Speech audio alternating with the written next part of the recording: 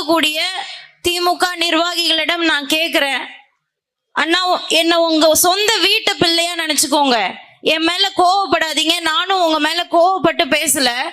ஒரே ஒரு கேள்வி மட்டும் கேட்கிறேன், இன்னும் எத்தனை ஆண்டு காலம் தான் நான் என்னுடைய ஆத்தாலையும் அப்பனையும் பெரியப்பாவையும் பெரியமாவையும் சித்தியும் சித்தப்பாவையும் அடிமைப்படுத்தி வச்சிருக்கலாம்னு நினைக்கிறீங்க?